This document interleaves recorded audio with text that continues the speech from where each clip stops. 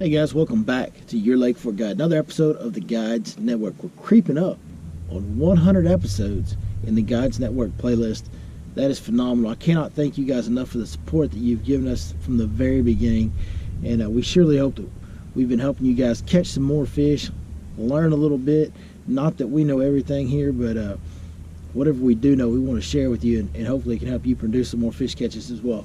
Today, I've got one that I've never gone in detail on. This is one of my favorite patterns year in, year out. When we get to the fall and water tips start dropping, they hit a certain number, and it's flipping a finesse jig shallow.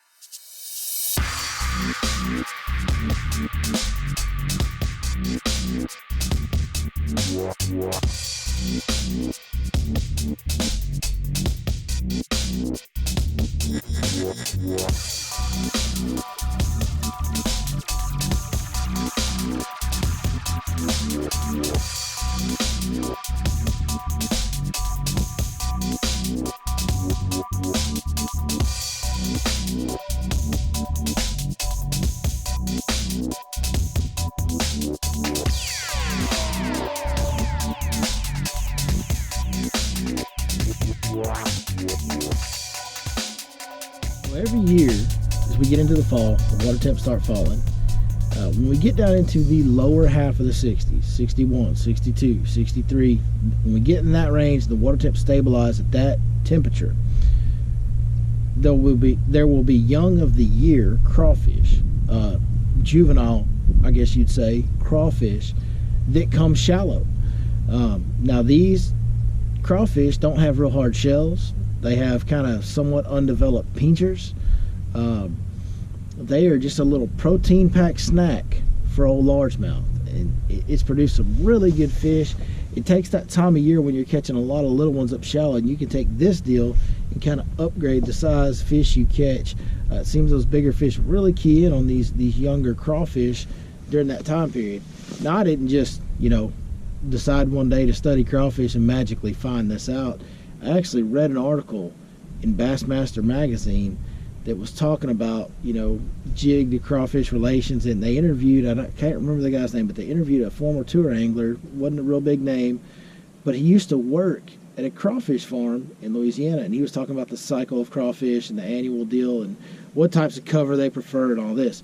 And he went into detail on this about how the young of the year crawfish come out. So that's where I learned it. And also in that article they talked about the coloration, and they're a dark green pumpkin type color with some brown mixed in. And I did some further research online looking up pictures, images of different crawfish. And so that's kind of how I settled on what I settled on. So I like to use a 1/4 ounce or even a 3/8 sometimes, depending on the cover I'm in. If the cover's real heavy, I want to use a 3/8 ounce so it'll get down into some of that grass and such like that. Try to help it find the holes a little better. But the main thing is it needs to be a really, really, really small profile.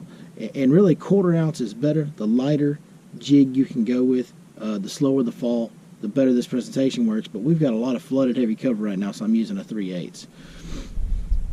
One of the other things is I do not want like a full crawl trailer. I love the smash crawl as a jig trailer, but I don't want full pinchers as a trailer. I want something that looks like nubs. Well, right now I'm using old Menace. This is actually a homemade version of a Menace, a Strike King Rage Menace, but you can use the regular Menace, or the Berkley Havoc Pit Boss is another one. But the main thing is trim it down real short, get it as tight and compact as you can. As you guys can see, that's a really small profile bait for a jig, so it's kind of it's a full skirted jig. You're trying to imitate a crawfish, but you want it to be real small and compact. As you can see, the greens and the browns are reflected in my color choice here. This is my 6th Sense hybrid jig, and that's Crawfish Drone is the color I'm using there. Big fan of that color, but any kind of green and brown will work very well in this scenario. One thing that I always do, guys, when I'm fishing a jig is I like to take my weed guard and actually trim it down, to where it's basically just covers the point a little bit. This one I got a little bit shorter. I like to kind of go almost to the barb with where I trim down my weed guard to. This one's about 1/8 of an inch shorter than I actually like it, but not necessarily a bad thing. because as long as it still covers the point, the shorter that weed guard is, it'll actually get stiffer, and your jig will actually be more weedless and heavy cover with a short weed.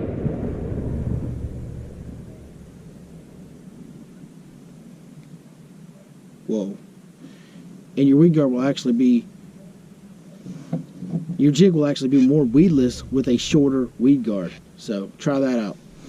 So on my gear, it's pretty simple. 20-pound fluorocarbon is what I like to use. Don't like to use braid on anything that sits dead still unless I'm punching matted vegetation, which in this case we are not. Baits that sit still, I feel like they look at them a long time. You move them around slowly. That braid makes a lot of noise in the water. I don't like braid when a bait is sitting still when they bite it. High-speed reel is best in this scenario. You're never going to move the bait with your reel handle. You're going to move it by moving your rod tip up and down. The rod that I'm using, 6 Sense Lux Series rod, and I like to use the 7.2 Extra.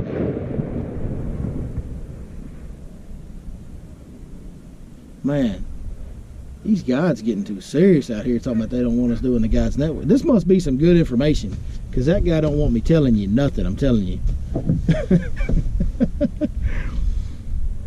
So the rod that I'm using, my 6 Sense Series Lux rod, it's a 7.2 Extra Heavy. It's a really short, stout rod, heavy rod. One thing I will say, that if you're going to fish a finesse jig, 1/4 ounce, even smaller than that, that's fine. But you need to make sure you get one that's got a beefy hook. You're going to be catching some big fish and some heavy cover. So that extra heavy hook, you need a full jig hook, not one of them little finesse jig, thin wire deals like the San Antonio, Texas. The San Antonio, Texas finesse jig is a great one. It's a really small ball head finesse jig, but it has a really big hook. And of course, these 6 Sense 3/8 ounce jigs have a really good hook as well. But yeah, the 7.2 Extra Heavy rod, it's the right deal for me. You know, I can still skip this thing, flip this thing, control the light jig really well. You know, as far as pitching it and casting it and getting it in tight areas. At the same time, I've got an absolute meat stick when I lean into them. This rod's got a lot of meat in the lower half, and I can really bring them fish up and out of that heavy cover, get control, wrench them to the boat, and flip them in real quick. As far as areas, there's, you know, these crawfish, one thing that I did learn in an article is they 100% prefer grass over any other type of cover, be it rock or wood.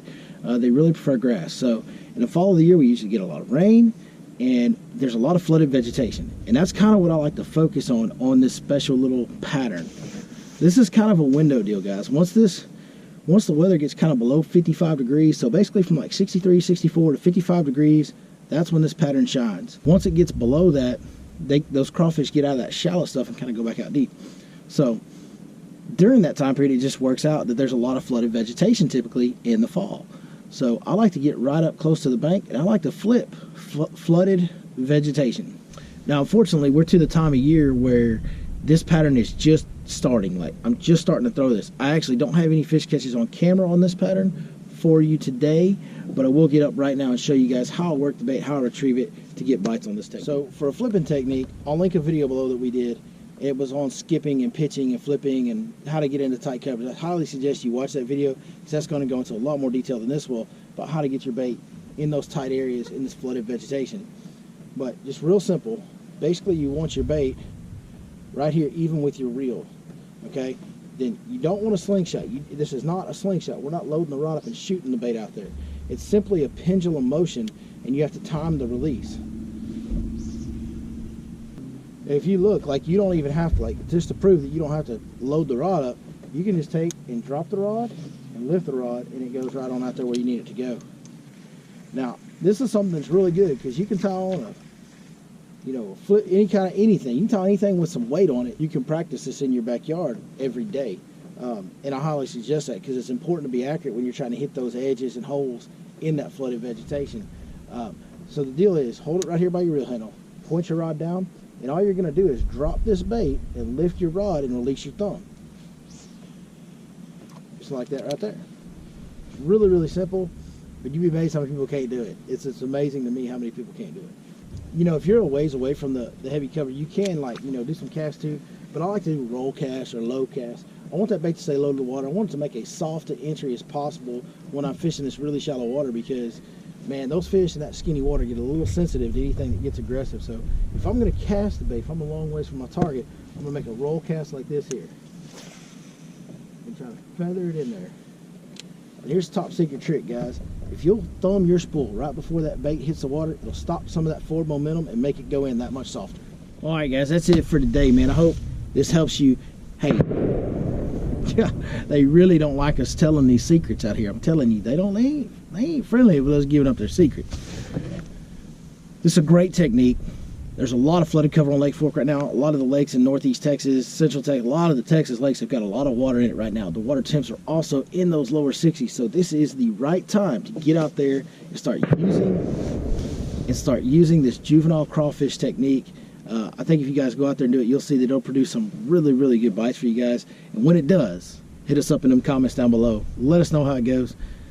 That's one of the things that makes this the most fun for me, is hearing from you guys and seeing you guys send me pictures or post pictures online on the different websites and whatever, where you guys are catching fish on techniques that we shared. Man, that's so awesome. So thank all you guys that do that. The rest of you, get on the ball, man. Give me some pics. And we'll see you guys next time right here on your Lake Fork Guide.